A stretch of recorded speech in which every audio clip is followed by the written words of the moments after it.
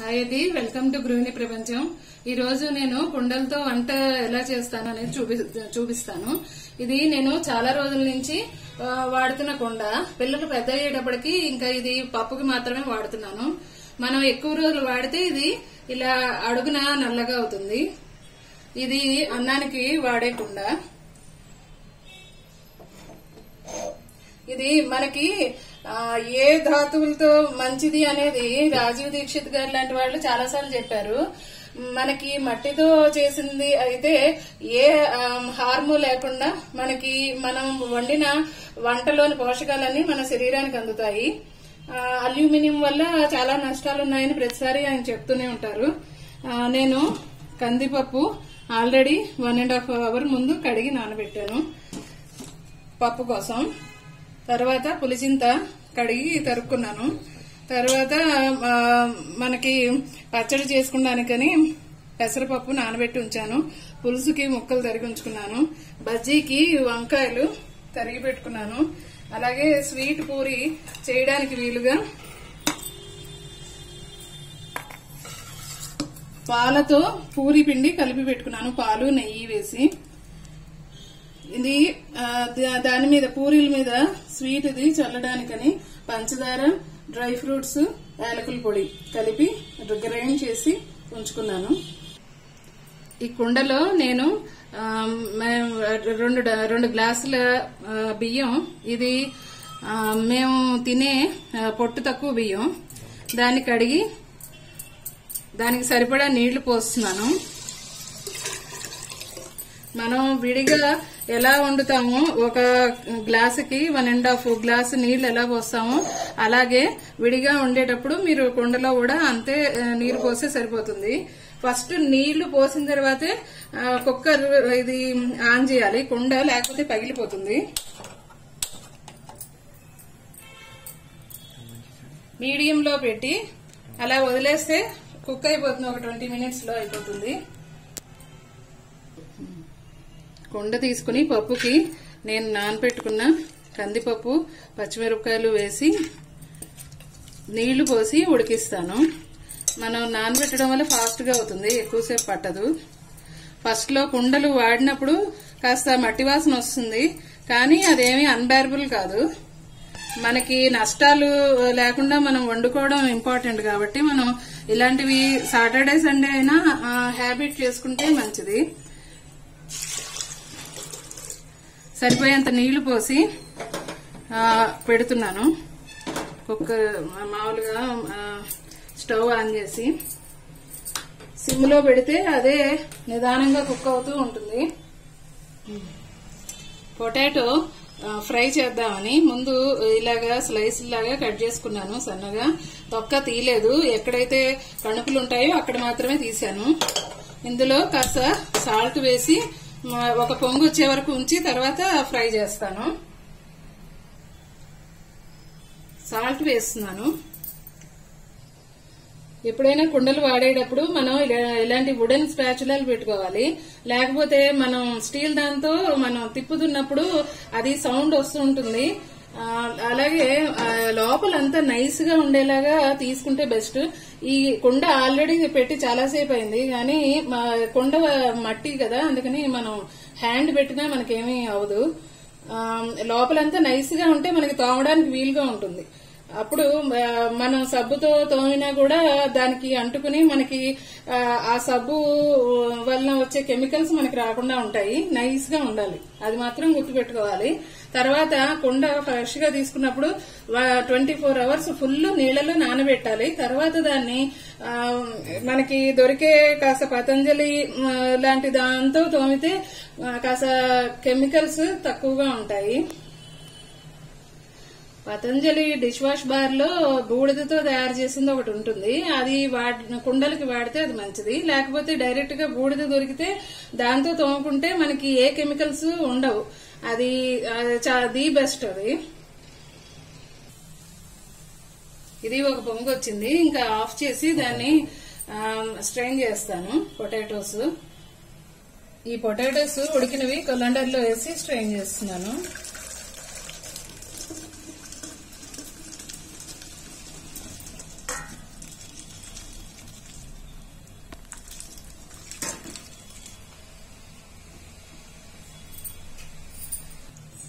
ఇది ఒక పొంగు వస్తుంది బాగానే.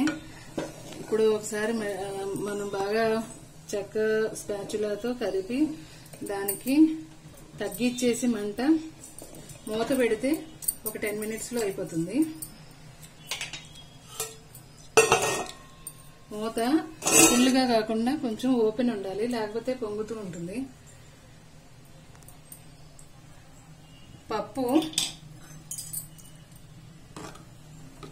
ఇలాగా స్టీల్ దాంతో కదిపినప్పుడు మీకు ఇలా సౌండ్ వస్తూ ఉంటుంది, భయపడక్కర్లేదు, అదేం ఊడొచ్చేది.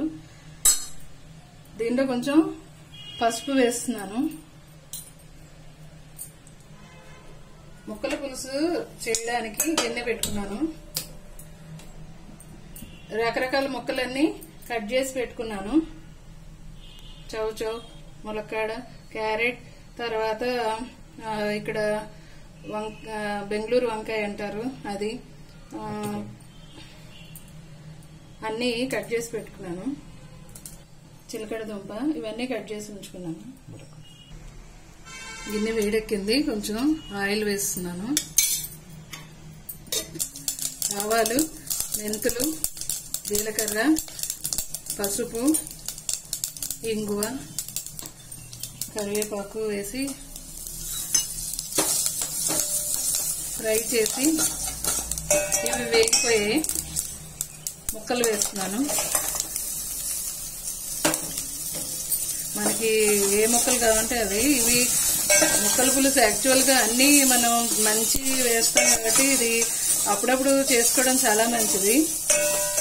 నేను ఉల్లిపాయలు వాడటం లేదు, ఉల్లిపాయలు మీరు కావాలంటే వేసుకోవచ్చు. ముందు ఉల్లిపాయలు వేగిన తర్వాత మిగతా వేయండి. సరిపోయేంత ఉప్పు వేసి ఒకసారి బాగా కలిపేసి నీళ్లు పోస్తున్నాను. తర్వాత చింతపండు మనకి ఎంత కావాలో అంత కొంచెం నీళ్లు పోసి దీని మీద పెట్టేస్తున్నాను. నీరు వేడెక్కి చింతపండు రసం ఎక్కువ వస్తుంది, ఫుల్గా వస్తుంది దీనివల్ల. ఇది ఆల్రెడీ అయిపోవచ్చింది, ఇంకొంచెం నీరుంది. ఒకసారి మళ్ళీ కదిపేసి అడుగు నుంచి వదిలేస్తే అయిపోతుంది, అదే కుక్ అవుతుంది. పప్పు 3/4 అయిన తర్వాత మనం ఆకుకూర వేస్తే బాగా వస్తుంది, ఇంకొంచెం అవ్వాలి. అన్నం కుక్ అయిపోయింది, ఇందులో వాటర్ అంతా ఎవాపరేట్ అయిపోయింది. ఎప్పుడైనా కొండని కిందకి దింపాలంటే గుడ్డతో మాత్రమే కిందకి దింపాలి. ఆ పట్టకాళ్ళు అవి వాడకండి, చిల్లులు పడిపోతాయి.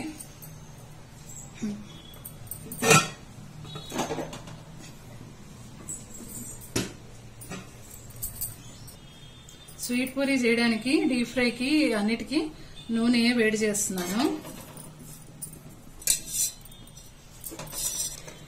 పప్పు 3 వంతులు ఉడికింది. దీనిలోకి బాగా తరిగి పెట్టేసుకున్న ఈ పులిసింతాకు వేస్తున్నాను. చివర్లో వేయడం, బాగా పులుపున్నవి చివర్లో వేయడం మంచిది, లేకపోతే పప్పు ఉడకదు.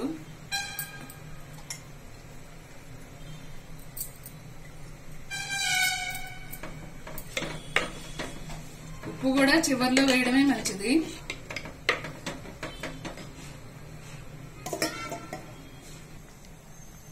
చింతపండు రసం పులుసుకి సరిపోయింది వేస్తున్నాను. ఇందాక ఆల్రెడీ ఉప్పు వేసాను, కారం ఒకటి వేస్తే సరిపోతుంది. సరిపోయే కారం వేస్తున్నాను. చిన్న బెల్లం ముక్క వేస్తున్నాను. ఇది సింపుల్ గా ఉండే అన్ని కూరలు వేసిన పులుసు. ఈ పూరీ పిండి నేను పాలు కొంచెం నెయ్యి వేసి కలిపాను స్వీట్ చేయడానికని. దీన్ని ప్రెషర్ తో ప్రెస్ చేస్తున్నాను. ప్రెషర్ కి నెయ్యి ఆల్రెడీ రాశాను. ఇది మా చిన్నప్పుడు చేస్తూ ఉండేవాళ్ళు.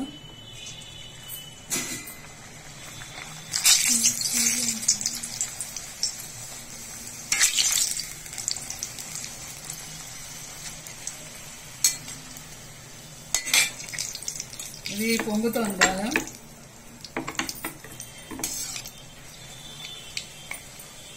ఎక్కువ కరకరలాడకుండా తీసేసి దీని మీద ఆల్రెడీ షుగరు, యాలకులు, తర్వాత బాదము, జీడిపప్పు వేసి ఉంచుకున్నాను. ఇది వేస్తున్నాను. వేడి మీదే వేయాలి, అప్పుడే పట్టుకుని బాగుంటుంది. ఇది మనకి 2-3 డేస్ కూడా నిల్వ ఉంటుంది. ప్రయాణాలప్పుడు కూడా స్వీట్ బాగా ఇష్టమైన ఉన్న వాళ్ళు ఇలా తీసుకెళ్ళచ్చు, బాగుంటుంది.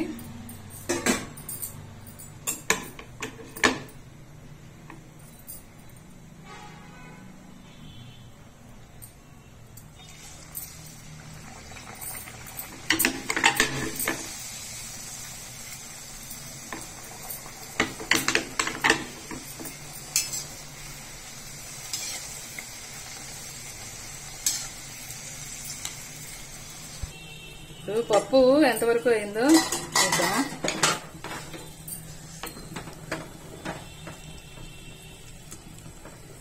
ఇంకా కొంచెం సేపు ఉడకాలి. లోపు తగినంత ఉప్పు వేసేయచ్చు, తగినంత కారం వేస్తున్నాను. ఆల్రెడీ పచ్చిమిరపకాయలు వేసాను, వాటికి కూడా సరిపోయేంత కారం వేస్తున్నాను. ఇప్పుడు బాగా కలపాలి. దీనిలోకి మనం పోపు వేరేగా వేసుకోవాల్సిందే. కుండల్లో వండినప్పుడు ఎప్పుడైనా సరే దీనిలో డైరెక్ట్ గా పోపు వేయడానికి ఉండదు.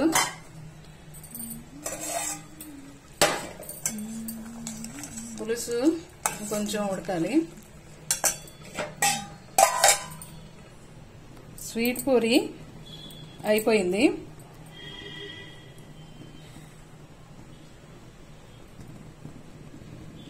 ఇంకా బజ్జీ చేస్తాం.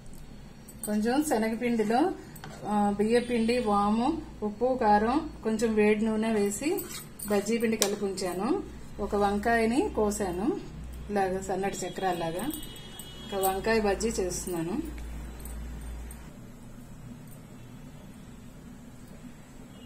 వంకాయలు ఉప్పు నీటిలో నానవేసి ఉంచాను.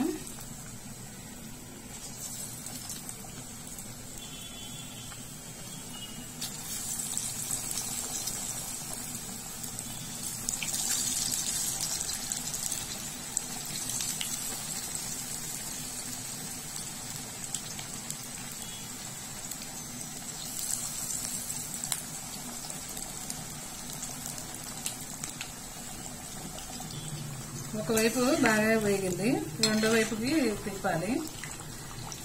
మనం కుండల్లో వండుకోవడం అదేమీ అంత పెద్ద కష్టం కాదు. ఫస్ట్ 2 days మాత్రం కొంచెం బియ్యం కడిగిన నీళ్ళలో 2-3 times ఊరికినే కాసేపు ఒక పావు గంట అలా ఉంచుతూ ఉండాలి, మట్టి వాసన పోయే వరకు. ఆ తర్వాత తీసేయచ్చు. మనకి మామూలుగా వండితే ఎంత టైం పడుతుందో అంత టైమే పడుతుంది. మనకి మెటల్స్ నుంచి వచ్చే ప్రాబ్లమ్, అల్యూమినియం ఇలాంటి వాటి వల్ల వచ్చే ప్రాబ్లమ్స్ కుండ వల్ల రాదు. మన శరీరం యాక్చువల్ గా మట్టితో తయారైంది అంటారు కదా, దానివల్ల మనం మట్టితో తయారు చేసిన కుండని వాడడం వల్ల మనకి ఇంకా న్యూట్రియన్స్ ఎక్కువగా అది అబ్జర్వ్ చేసుకుంటుంది బాడీ.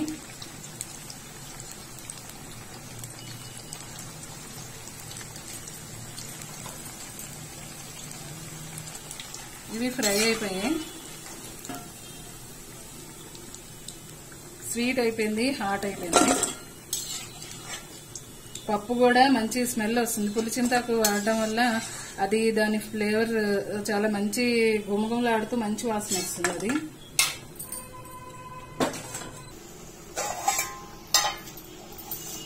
పులుసు అయిపోయింది. ఇందులో చివరిగా కొంచెం శనగపిండిలో నీళ్లు పోసి వేస్తున్నాను. కొంచెం చిక్కదనం వస్తుంది. లేకపోతే బియ్యపిండి, శనగపిండి పడిన వాళ్ళు బియ్యపిండి వేసుకోవచ్చు. ఎప్పుడు పప్పు పులుసు కాకుండా ఇలాగా ముక్కల పులుసులో కొంచెం ఇది వేస్తే మంచి టేస్ట్ ఉంటుంది, డిఫరెంట్ గా ఉంటుంది.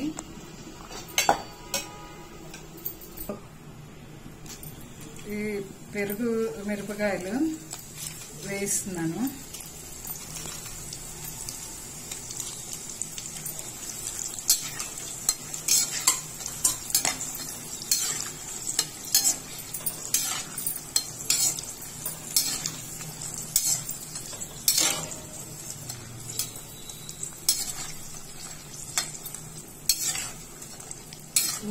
మిరపకాయలు,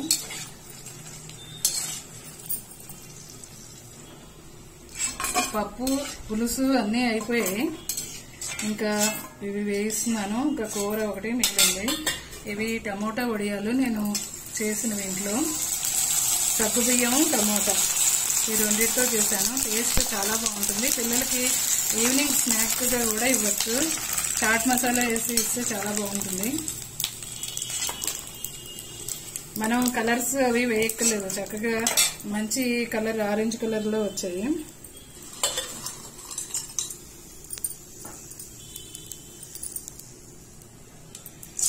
రాగి అలాగే జొన్న వడియాలు నేను తయారు చేసింది.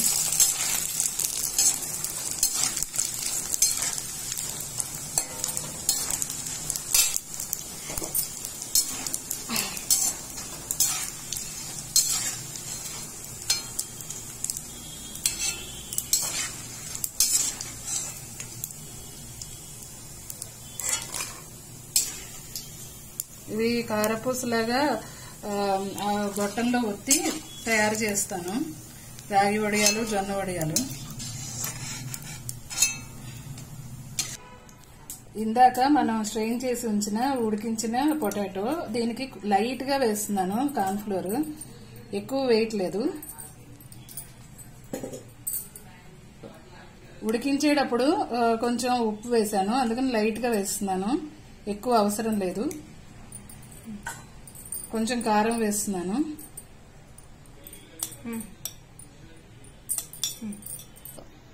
వీటిని ముక్కలు విరగకుండా కొంచెం జాగ్రత్తగా కలపాలి. ఉప్పు కారం అన్నిటికీ పట్టేలాగా.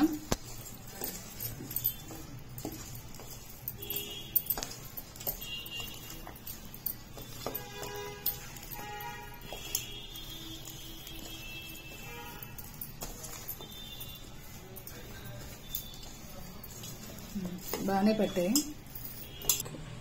ఇందులోకి కొంచెం కార్న్ఫ్లోర్ ఎక్కువ వేస్తే అది ఫ్రెంచ్ ఫ్రైస్ అవుతుంది. కానీ ఇది అన్నంలోకి కాబట్టి చాలా తక్కువ వేసాను. కొంచెం డీప్ ఫ్రై బాగా అయ్యేలా చేస్తే టేస్టీగా బాగుంటుంది. ఇది అకేషనల్ గా చేస్తుంటాను.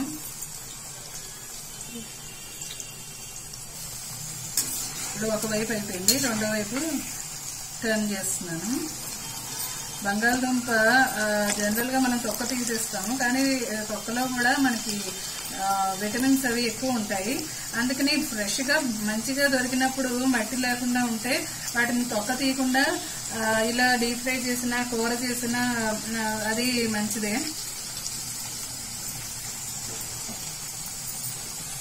ఇది ఫ్రై అయిపోయింది.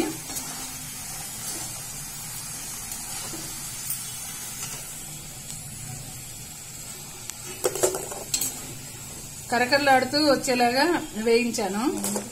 ఫస్ట్ టైం ఒకసారి తీసేసి రెండోసారి మళ్ళీ వేసాను.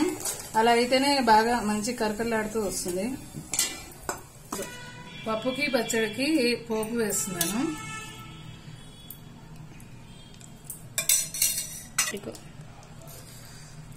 మినప్పప్పు, శనగపప్పు, జీలకర్ర, ఆవాలు, లైట్గా మెంతులు, పసుపు,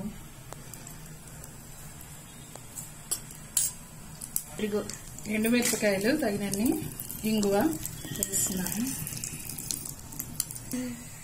ఇందులో కరివేపాకు వేస్తున్నాను. పెసర పచ్చడి నేను ఈరోజు నిమ్మకాయతో చేస్తున్నాను, లేకపోతే మామిడికాయ, కొబ్బరికాయ, చింతపండు ఇలాగా ఒక్కొక్క వెరైటీ ఒక్కోసారి చేసుకుంటాను. పెసర పచ్చడి జనరల్ గా మనకి బాడీ కూల్ చేస్తుంది, పెసరపప్పు ఏ విధంగా తీసుకున్నా. అందుకని ఎక్కువసార్లు చేస్తుంటాను. ఇది అయిపోయింది. ఇది మనం ఈజీగా పట్టుకోవచ్చు. ఇలాగా పప్పు ఇప్పుడే అయింది, కానీ మనం పట్టుకోగలిగే స్థితిలోనే ఉంటుంది. అది పోపు ఇందాక వేసింది ఈ పచ్చడిలోకి, పప్పులోకి. అంతే, అయిపోయింది. పెసరపప్పులోకి ఎండుమిరపకాయలు,